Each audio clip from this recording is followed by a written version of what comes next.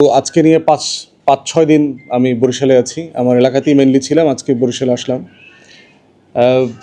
আমরা মেনলি এসেছি আমাদের নির্বাচনী এলাকায় যে প্রচারণার কাজ আছে সেগুলো নিয়ে, এবং কি কাজগুলো করেছি বরিশাল রিলেটেড সেগুলোর একটু আপডেট, যেগুলো চলমান আছে সেগুলোর একটু আপডেট আপনাদেরকে জানানো, আর জাতীয় দু একটা বিষয় নিয়ে আমাদের মন্তব্য করব আর কি।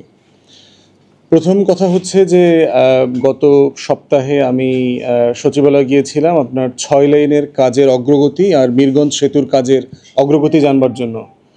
মাননীয় উপদেষ্টা মহোদয়রা যেটা বলেছেন যে 6 লেনের কাজের যে জমি অধিগ্রহণের কাজ, এটা কন্টিনিউয়াসলি চলছে, কাজ চলমান আছে, এবং যেখানে যেখানে টাকা পয়সা দেওয়া দরকার, যাদের জমি নেওয়া হচ্ছে তাদেরকে সেটা দেওয়ার প্রক্রিয়াধীন আছে, এবং ফার্স্ট ফেজে বরিশাল পর্যন্ত কাজ। দ্বিতীয়ত আরেকটা বিষয় হচ্ছে যে আপনারা দেখেছেন ভাঙার পরে বরিশালের রাস্তা কিন্তু প্রচণ্ড রকম ভেঙে গেছে, খুব খারাপ অবস্থা। তো এটা নিয়েও আমি মাননীয় উপদেষ্টা যিনি আছেন, সচিব যারা আছেন, তাদের সাথে কথা বলেছি, এবং তারা আমাকে কনফার্ম করেছেন যে তারা রেগুলার এই রিপেয়ারের কাজটা করছেন, এবং বেশ দ্রুততম সময়ের মধ্যেই তারা রিপেয়ারের কাজ করছেন বলে আমাকে জানালেন। মিরগঞ্জের সেতুর ব্যাপারে আমাদেরকে জানিয়েছেন যে এখন পর্যন্ত পরিকল্পনা আগের মতো ঠিক আছে, এবং আগামী ডিসেম্বর নাগাদ তারা সেতুর কাজ উদ্বোধন করবেন। এখন পর্যন্ত এটাই পরিকল্পনা। টেন্ডার প্রসেস প্রায় শেষ, এবং এইটা খুব বেশি বিলম্বিত হওয়ার কোনো কারণ তারা দেখছেন না, কারণ ফান্ডিং মোটামুটি অ্যাশিওর্ড হয়ে গেছে একাধিক সোর্সে। তো সেটা হচ্ছে মোটা দাগে বড় 2-3টা কাজ, যেটা বরিশালের চলমান প্রক্রিয়া, যেটা আমাদের চেষ্টায় পাশ হয়েছে কয়েক মাস আগে। দ্বিতীয়ত হচ্ছে যে আপনার এর বাইরে আমাদের বরিশাল কেন্দ্রিক আমার বরিশাল 3 আসনের বেশ কিছু উন্নয়ন কাজ আমি করবার চেষ্টা করছি। তার ভিতরে একটা হচ্ছে যে আপনার প্রায় 60-65টা রাস্তা পাকা করবার কাজ বাবুগঞ্জে এবং মুলাদিতে, যেটা আমি মাস 2 আগে আপনার আবেদন জমা দিয়েছিলাম, এবং সেটা পাশ হয়েছে। পাশ হয়ে এই কাজগুলো এখন টেন্ডার প্রসেসে আছে, প্রায় 65টা রাস্তা পাকাকরণের কাজ। সম্প্রতি আমি যেটা মাননীয় দুর্যোগ ব্যবস্থাপনা উপদেষ্টা আছেন, এই দুর্যোগ ব্যবস্থাপনা উপদেষ্টার সাথে দেখা করে ওনাকে প্রায় বাবুগঞ্জ মুলাদির প্রায় 100 রাস্তার মাটির রাস্তা আছে, অথবা সোলিং করা, আধা সোলিং করা আছে, হেরিংবং করতে হবে, এরকম প্রায় 100 রাস্তার তালিকা দিয়েছি। এর বাইরে হচ্ছে যে আপনার প্রায় 2 উপজেলার প্রায় 100 গভীর নলকূপ করবার জন্য আবেদন জমা দিয়েছি। মসজিদ, মন্দির, কবরস্থান, শ্মশানঘাট রিপেয়ার করা, এটারও প্রায় শখানেক আবেদন আমরা বিভিন্ন ইউনিয়ন থেকে এনে জমা দিয়েছি। তারপরে হচ্ছে যে আপনার বিভিন্ন কালভার্ট করবার প্রচুর আবেদন আমাদের কাছে এসছে, সেই আবেদনগুলো আমরা জমা দিয়েছি। তো এর ভিতরে আমার কাছে মনে হয়েছে প্রায় যে পরিমাণ কাজ অ্যাপ্রুভ হয়ে আসছে, 100 কোটি টাকার মতো কাজ ইতিমধ্যে এখানে চলে এসছে। তো এইটা তো আপনারা জানেন, ডেভেলপমেন্টের কাজ ফেজ আউট করে ইমিডিয়েটলি হয়তো দৃশ্যমান হবে না। আমরা ধারণা করছি অক্টোবর, নভেম্বর, ডিসেম্বর থেকে বেশ কিছু ডেভেলপমেন্ট ওয়ার্ক বিভিন্ন অঞ্চলে সেইটা দৃশ্যমান হবে। এর বাহিরে হচ্ছে যে আমরা নদী ভাঙা অঞ্চল যে কয়টা আছে আপনার এখানে, বেশ কিছু অঞ্চলে আমরা আবেদন করেছিলাম, আবেদন করে ব্যাগ ফালানোর ব্যবস্থা করেছি। আমি গত 2-3 দিন আগে শফিপুরে গেলাম, আপনার মুলাদিতে একদম প্রান্তে আর কি, সে আপনার মাদারীপুর শরীয়তপুরের সীমানায়। সেখানে যেদিন গেলাম সেদিনই বলল যে 1 সপ্তাহ ধরে ব্যাগ ফেলেছে, এবং 15,000 ব্যাগ ফেলা হয়েছে। তো সেখানে এবং এর এলাকাবাসী বেশ সন্তুষ্ট দেখলাম, তারা বলছেন যে আরও জিও ব্যাগ ফালানো দরকার। এরপরে আমি হচ্ছে আপনার আগরপুরে গেলাম, যেখানে আপনারা জানেন যে বিশিষ্ট মহিউদ্দিন জাহাঙ্গীরের একটা স্মৃতি জাদুঘর আছে, তার যে জন্মস্থান, বাড়ি, এগুলো নদী ভাঙনের শিকার হচ্ছিল। তো সেখানে মাননীয় উপদেষ্টাকে বলবার কারণে উনি যেটা করেছেন, প্রায় 7,000-7,500 ব্যাগ ফেলার ব্যবস্থা করেছেন। বাট এটা আরও কাজ করতে হবে, ওখানে স্মৃতি জাদুঘরটা পরিত্যক্ত অবস্থায় আছে। তো এটা নিয়ে আমি মাননীয় সংস্কৃত উপদেষ্টা, তারপরে হচ্ছে মুক্তিযুদ্ধ বিষয়ক উপদেষ্টা, ওনাদের সাথে কথা বলেছি, জেলা পরিষদের সাথে কথা বলেছি, ডিসি মহোদয়ের সাথে কথা বলেছি, যে আসলে কোন ফ্রেমে, কোন প্রতিষ্ঠানের অধীনে জাদুঘরটা দিলে এটা আসলে ভালো চলবে। তো এইটা আমি চেষ্টা করতেছি, কারণ এটা আমাদের জন্য খুব লজ্জার, একজন বীরশ্রেষ্ঠর একটা স্মৃতি জাদুঘর এই রাষ্ট্র চালাইতে পারে না। মানে তার লুটপাটের টাকার অভাব নাই, কিন্তু একটা জাদুঘরের অর্গানোগ্রাম নাই, তার কোনো পার্মানেন্ট স্টাফ নাই। তো এটা নিয়ে আমি আমার জায়গা থেকে যতটুকু কাজ করবার সুযোগ আছে সেটা করেছি। বাবুগঞ্জের এবং মুলাদির স্বাস্থ্যসেবা উন্নয়নের জন্য আমি এর মধ্যে আপনার উপদেষ্টাদের সাথে যোগাযোগ করেছিলাম। আমি পরশুদিন আপনার বাবুগঞ্জ উপজেলা স্বাস্থ্য কমপ্লেক্স পরিদর্শনও করেছি। ওখানকার প্রধান স্বাস্থ্য কর্মকর্তা যিনি ছিলেন উনি ছিলেন, আর উপদেষ্টাদের নির্দেশনাতে এখানে স্বাস্থ্যের যে প্রধান প্রকৌশলী আছেন তিনি ওখানে গিয়েছিলেন। তো আমরা সবাই মিলে ঘুরে বোঝার চেষ্টা করেছি যে আসলে ইমিডিয়েটলি স্বাস্থ্যসেবা ওখানে ভালো করবার জন্য কি কি দরকার। পরিষ্কার পরিচ্ছন্নতা একটা বড় জায়গা, টয়লেট থেকে শুরু করে অনেক বেড ভেঙে গেছে, তারপরে থাকার যে কোয়ার্টার আছে স্টাফদের সেই কোয়ার্টারগুলো খুবই জরাজীর্ণ, যে কোনো সময় ভেঙে পড়তে পারে। সেগুলো নিয়ে আমি কথা বলেছি এবং একটা তালিকাও করা হয়েছে। আর এর বাইরে হচ্ছে আমাদের রিকোয়েস্ট যেটা করেছি সেটা হচ্ছে যে আপনারা যারা ওই এলাকার মানে জিওগ্রাফিটা চেনেন, যে বাবুগঞ্জের উপজেলা স্বাস্থ্য কমপ্লেক্সটা কিন্তু একটা প্রান্তিক জায়গাতে বাহের চরে। ওই উপজেলারই 6টা ইউনিয়নের 5.5টা ইউনিয়ন এই স্বাস্থ্যকেন্দ্রটা অ্যাক্সেস করতে পারে না, এরকম একটা জায়গাতে করা হয়েছে।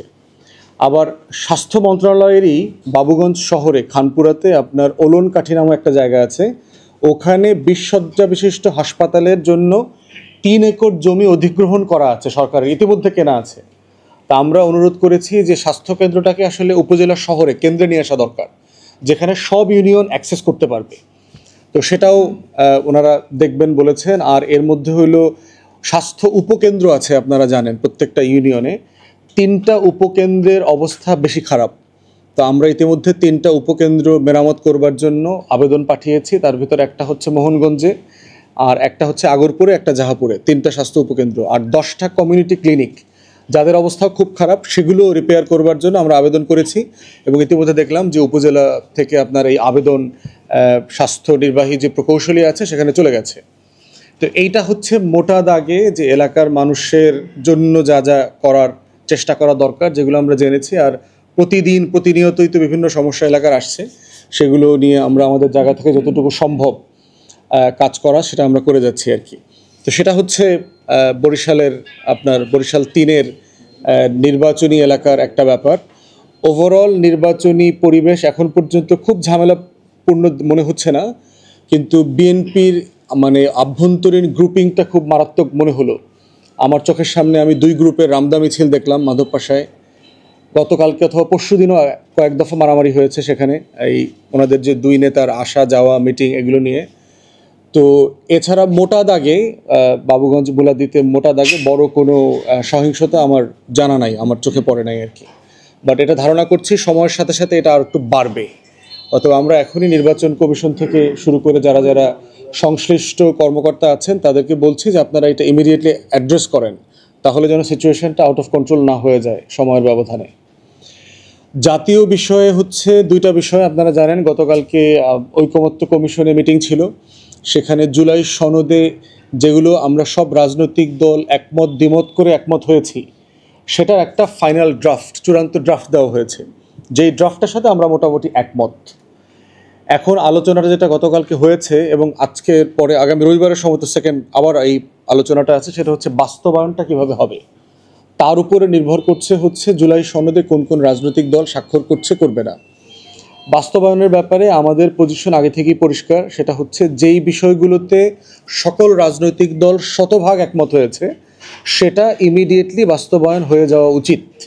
সেটা 26-এর সংসদ বাস্তবায়ন করবে, 31-32 সালে গিয়ে বাস্তবায়িত হবে, এই জায়গাটা আমরা বোধ করছি এটা আসলে অপ্রয়োজনীয়।